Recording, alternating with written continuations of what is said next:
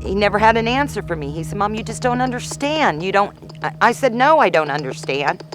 Tell me, why?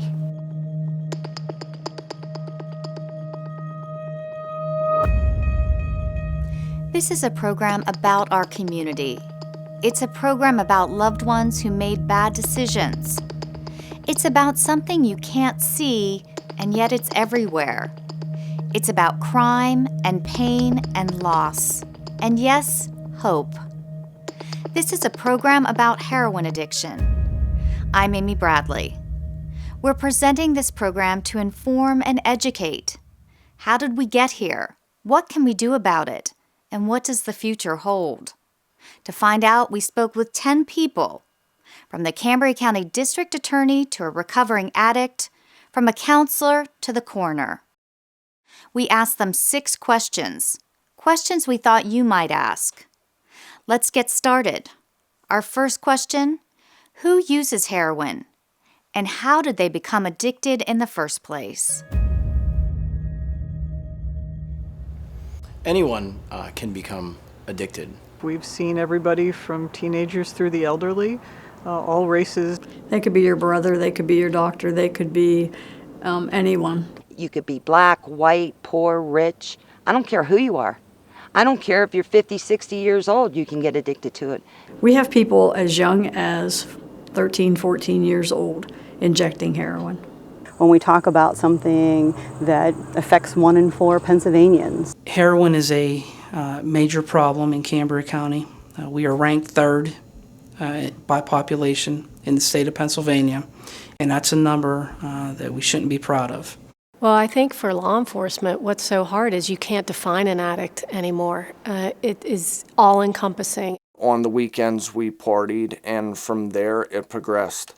From smoking marijuana and drinking on the weekends and having fun, it led me to try different substances and abuse different substances as life progressed. You know, and people assume that marijuana is a gateway drug because when you know where to purchase marijuana, when you know who's dealing marijuana, you also have the ability to know where you can purchase other things. One way of becoming addicted is to sustain injuries and to receive pain medication in an appropriate way and then become addicted and begin abusing medicine over a long period of time. They're getting medication from their doctors for a legitimate medical concern, and then before they know it, they're in a full-blown addiction and they're switching to heroin. A lot of the families that I've talked to on fatal overdoses, the families have told me that their loved ones became addicted to heroin after they were addicted to pain medication. I feel my son started on opiates first because he had an old football injury done to his knee, and of course he was a coal miner and working on his knees in the mine. Somebody offered him some painkillers, and every day went in, it was more and more, and I think Chad just took that option to go further with it because the painkillers weren't doing anything anymore, so he moved on to the heroin. My son, he was my baby. He could walk into a room and just light it up. He was a great kid, a great supporter. He was just my baby. I could probably get it right down the street right now if I wanted to or tried. It's everywhere, from the nicest neighborhoods to the worst. Drugs don't discriminate. Addiction doesn't discriminate. Okay, so addiction doesn't discriminate, but anybody could keep from becoming addicted just by using strong self-discipline, right? If you tried heroin, I bet you could stop at any time. All it takes is willpower. Is that what you think? Willpower has very, very, very little to do with it. As I said, as far as opiates, heroin, prescription pain pills, it's all the same. And so it's not a matter of willpower. It's a matter of let's get our brain chemistry back in, back on track and where it needs to be. It's human nature to think that you can try something and then go back. Unfortunately, in this case, in this unique case is that it only takes one time. I've seen that several times where it is one person's first try or trial with a drug, and they simply presented here dead, or they were in the field and unfortunately lost their life to this trial, so to speak. But I really do believe there's a curve here that kids don't think taking pills is doing drugs sometimes. They think it's just taking medication. And before they know it, they can't control it, and they're sticking that needle in their arm and they're shooting up. Many times the drugs that the public are receiving are mixed with several different chemicals, many of which are unknown. The doses are unknown, the potency is unknown. When heroin is laced with these other synthetic substances and they get this very big rush when they take it, that's what the addict is seeking and that's what they want.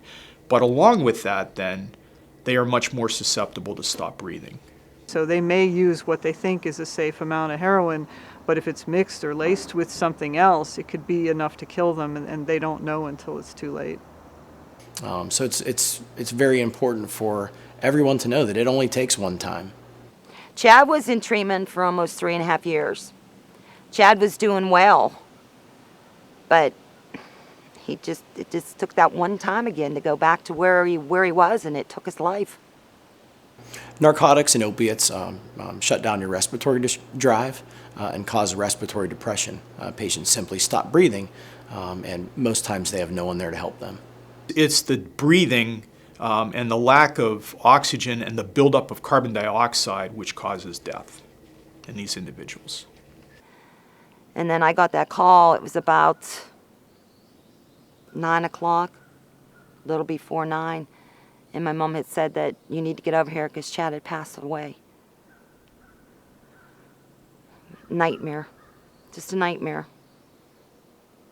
It's parents' worst nightmare. You don't ever want your child to die from heroin. They wouldn't let us into the room because they had him covered because they were waiting for the coroner to come.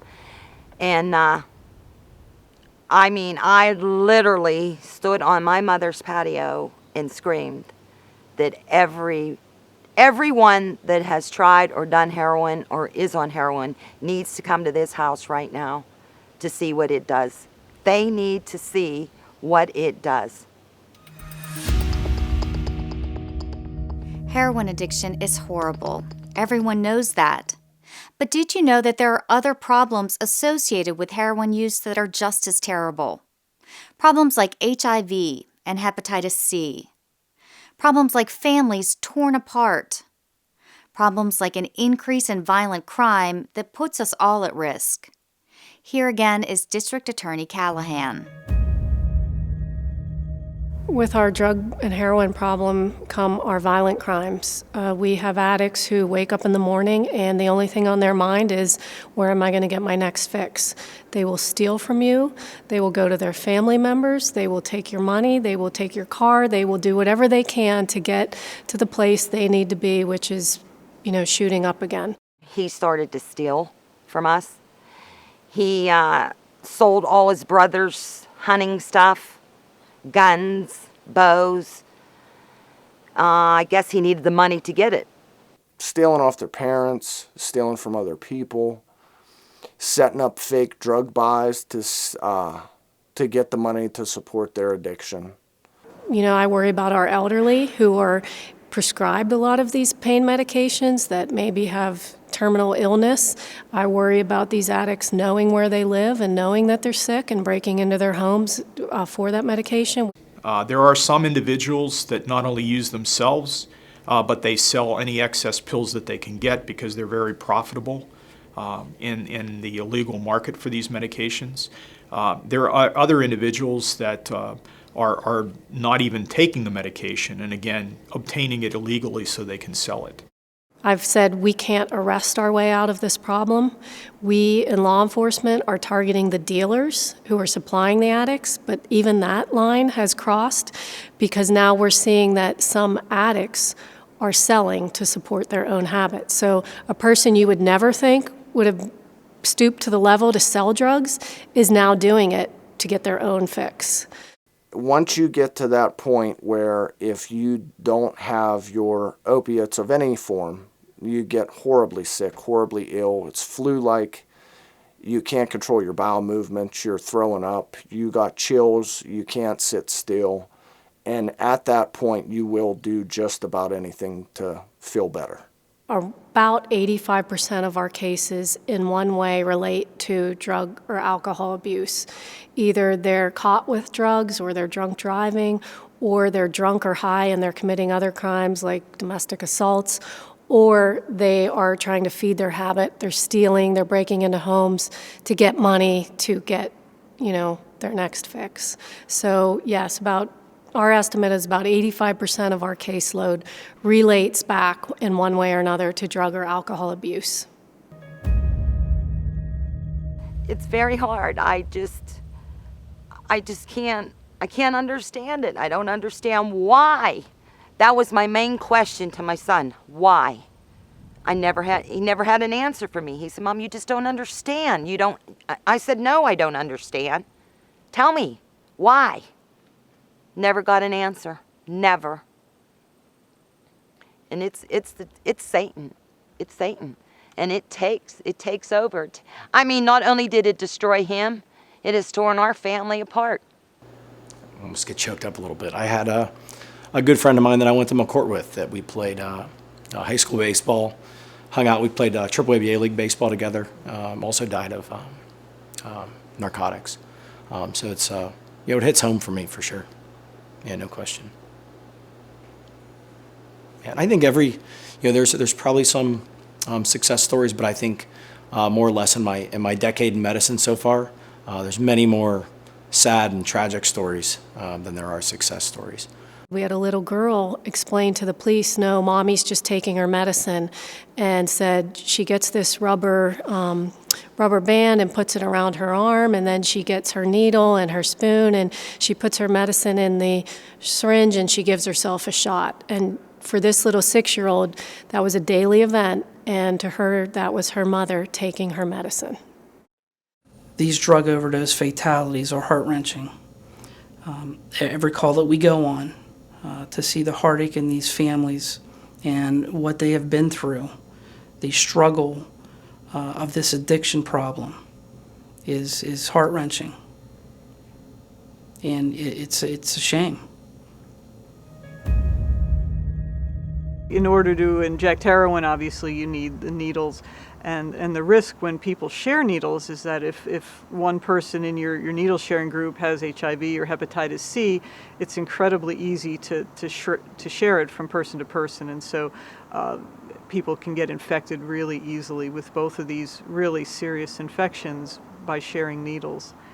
I've seen a lot of people share needles, a lot of people in my circle, which was quite a large circle. If you share a needle with a person with hepatitis C, the chance that you will get hepatitis C is extremely high. And so in our community, we're seeing very high rates of hepatitis C.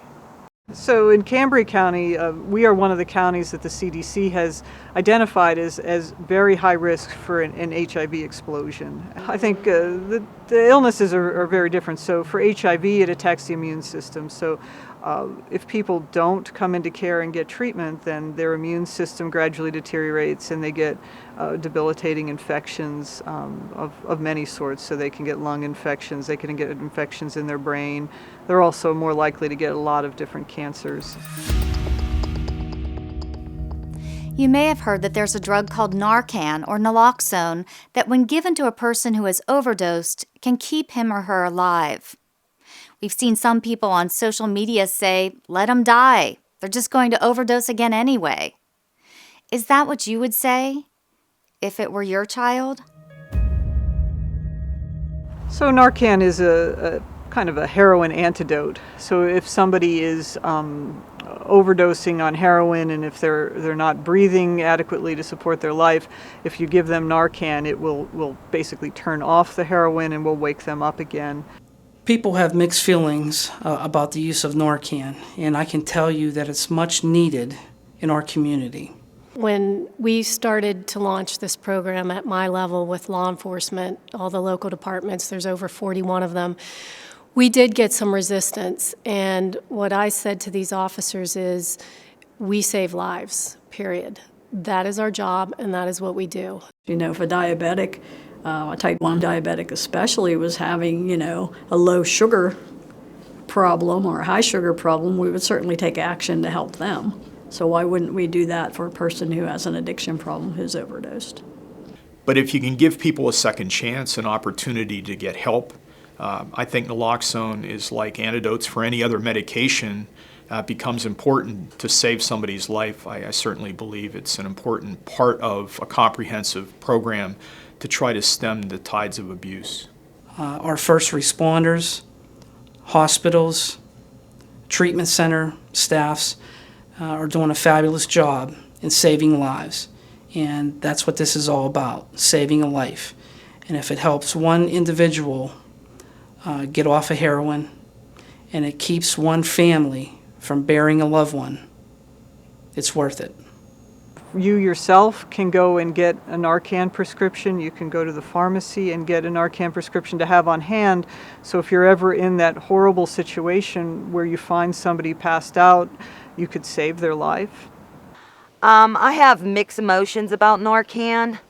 I truly believe everybody deserves a second chance. But what about these addicts that think, okay, I did it once, they saved me. So they do it the second time, they do it the third time. You're just telling a heroin addict, go ahead, do it. We have something here that's going to save you. I don't know if I believe in that. In our area, we are not seeing that people are using more heroin because they know the antidote, the Narcan, is here. In fact, most addicts don't want Narcan because it crashes them down and puts them in withdrawal. And so they really don't want to plan to have Narcan used on them. With that being said, Narcan also comes with its own dangers and side effects as any other drug.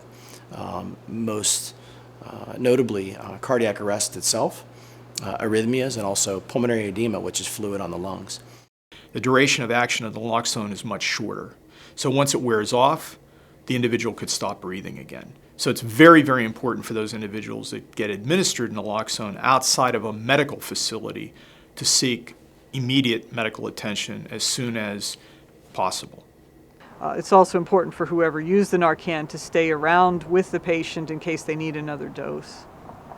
Every addict, every person who is overdosing is a person, is a human, has problems, and has a family that loves them. I think Narcan's a good idea. I mean, I know as an addict we're not always looked at as the most highest quality of person, but to save someone's life, why not? I feel it's a good idea. Without the use of Narcan, I would need a much larger morgue. A much larger morgue. Chilling, isn't it? Much of what we talked about so far seems pretty hopeless. Heroin use is the perfect storm of temptation, addiction, destruction, and death. Is there any hope for the addicted? Our experts shared 4 approaches: rehabilitation, replacement therapy, prevention through education, and the formation of a community-wide anti-drug coalition. And so we do know that there is hope, there is help, and if a person wants to get well, we can help them to understand the behaviors that they need to change. That's what we do here. We focus on changing those behaviors. Because addiction, one of the reasons why addiction has such a horrible stigma attached to it, I think, is that those behaviors, you get into that criminal justice system, you get into the manipulations, you get into the lying. That's all part of the behavioral changes that come along with a person who has an addiction problem. And so when they come here, we teach them, now you have to be honest. Now you have to stop doing those types of behaviors. Now we have to resolve some of these other issues. And when they do that and when they're committed to this, yeah, absolutely, they can recover.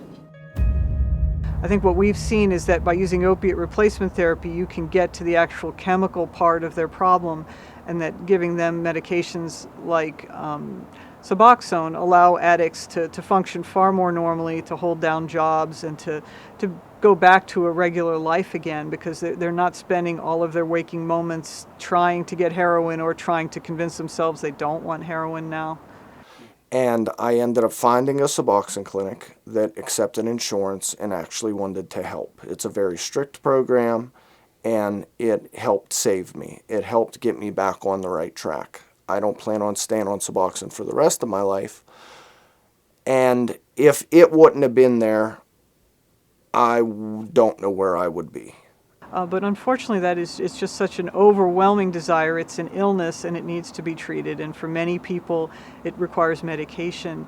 And so if you're thinking about having a methadone clinic in your neighborhood or have patients in Suboxone, the studies have shown that they both decrease crime, that patients are having jobs, they're back in society, as opposed to spending all their time trying to steal from stores and get money to use for illegal purposes.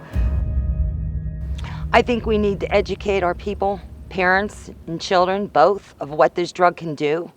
Education is the biggest thing, because believe me, it can happen to anybody. And so what we chose to do is, from a United Way standpoint, is chose to try to stop it from happening in the first place, which is prevention. We researched the #1 rated evidence-based program across the United States, which is called Botfin Life Skills. That program, delivered with fidelity to our middle school students, will definitely reduce the risky behaviors, reduce drug and alcohol abuse in their future.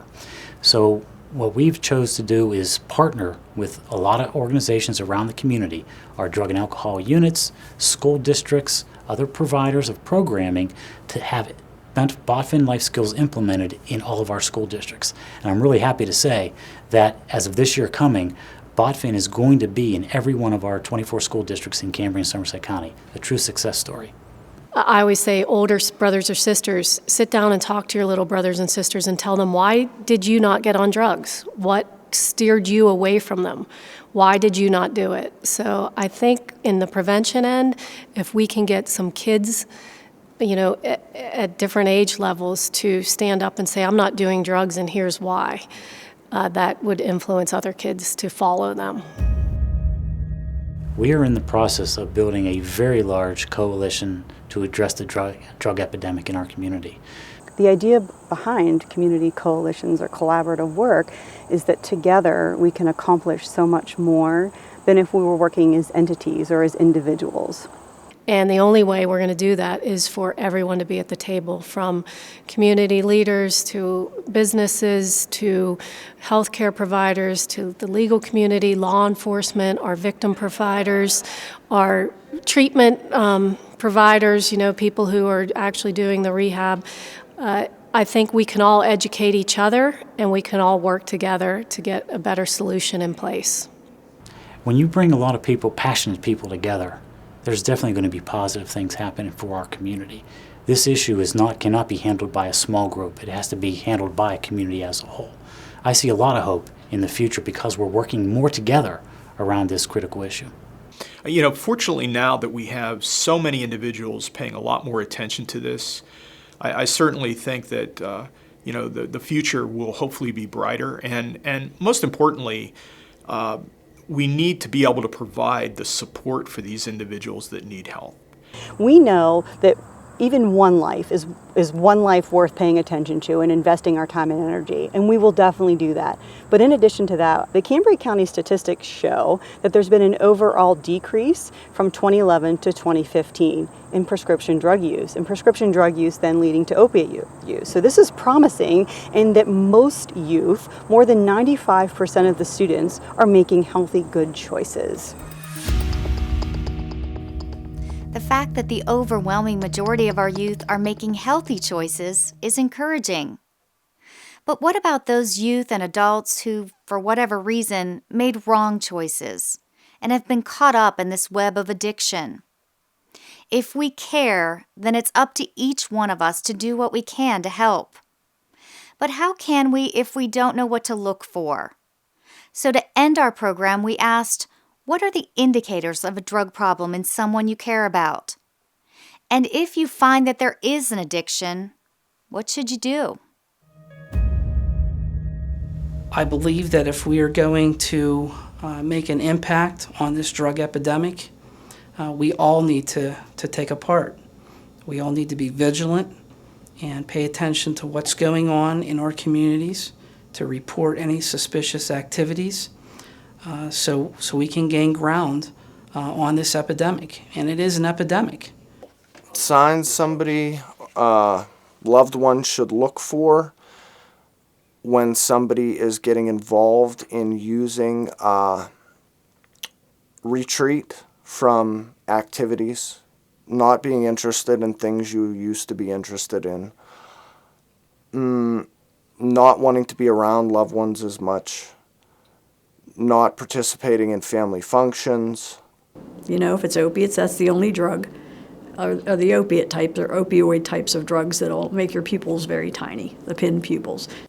Dark circles under the eyes, weird sleep patterns, nodding out, seeming sleepy at the wrong times of the day when you know a person shouldn't be.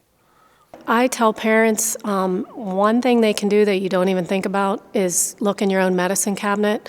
We lock up our guns because we know they're dangerous, and kids, if they get their hands on them, can get injured. Yet you open our medicine cabinets and there's pain medication from your surgery 3 years ago. Get that old stuff out of your house, number one. Secondly, be involved in your child's life. Be in their business. Ask questions and be part of their lives and know where they're going and make them accountable to you so that they stay out of harm's way. Educate yourself. Learn. Look at the damages. Look at the destruction and disasters that have gone on all over our country. Educate yourself. Surround yourself with good people. And if you see things, tell people. Just because you may think someone's your friend, if they're going down this dark road that I was describing, it's important to tell someone. You know, tell your teachers, tell your parents, tell your brothers or sisters. Get help for these folks. It just isn't worth it. Do not give in to peer pressure. Don't be that stupid. We've covered a lot in this program. Unfortunately, there are no easy solutions to the drug addiction problem that is sweeping the country. But the fact that you're interested enough to watch this video is an indication that there are people who care. Get involved. Make a difference. Maybe you can help save a life. Thanks for watching.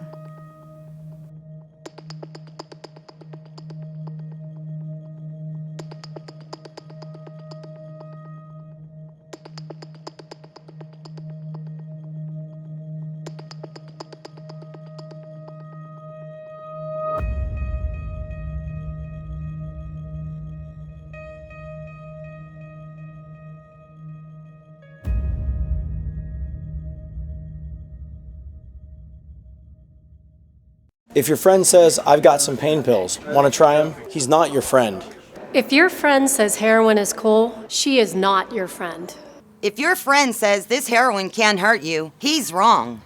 If someone says heroin won't ruin your life, Of course it will. It's heroin. Don't try heroin. Not even once. Not even once. Not even once. All right, thank you.